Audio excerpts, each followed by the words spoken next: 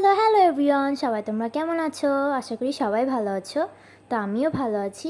তো আজকে আমি রান্না করব মাশরুমটা আমি আগে কেটে পরিষ্কার করে রেখে দিয়েছিলাম। ওটা আমি এখন একটু ভালোভাবে ধুয়ে নিলাম। আমি আমার চুলাটা জ্বালিয়ে ওতে তেল দিয়ে তেলটা ভালোভাবে গরম করে ওতে পেঁয়াজ কুচি আর মরিচ কুচি দিয়ে দিয়েছি। এটা এখন একটু লাল লাল হোক। আমি আজকে এই মাশরুমটা অনেকটা ভুড়ি ভাজির মতো রান্না করব। মাশরুম আমার অনেক ভালো লাগে।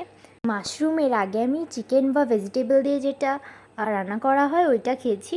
যেহেতু এটা আমি নিজে রান্না করব, আমি রান্না অত ভালো পারি না, তাই ভাবলাম সহজভাবে ইজিভাবে এটা রান্না করি।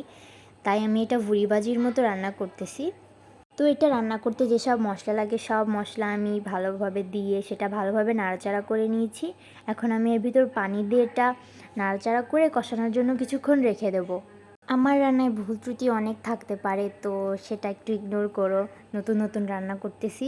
আমার এই মশলাটা কষানো হয়ে গেছে। এখন আমি এর ভিতর ভুড়িবাজিটা দিয়ে ভালোভাবে এর গায়ে লাগিয়ে নেব, মানে যাতে এটা মাখো মাখো হয় অনেক ভালোভাবে।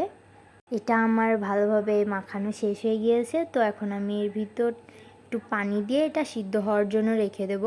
পানিটা পরিমাণ মতো দেবো, যতটা লাগে সিদ্ধ হওয়ার জন্য। আমি যতবার মাশরুম খেয়েছি ততবার আমার কাছে এটা মাশরুম কম চিকেন বেশি মনে হয়েছে, কারণ এর টেস্টটা পুরোটা চিকেনের মতো লাগে আমার কাছে। এটা আমি এবার ভুড়ি ভাজির মতো রান্না করলাম, হয়তো বা এটা ভুড়ি ভাজির মতোই টেস্ট হবে। তো আমার রান্না করাটা কিন্তু শেষ। এখন আমি এটা উঠিয়ে নিচ্ছি। এটা আমি উঠানোর পর একটু টেস্ট করেছিলাম, এটা অনেকটা ভুড়ি ভাজির মতোই লাগছিল। এটা যখন গরম ভাত দিয়ে খাবো তখন আরও বেশি ইয়াম্মি হবে। তো এটা হচ্ছে মাশরুমের ফাইনাল লুক। তো সবাইকে আজকের জন্য বাই বাই।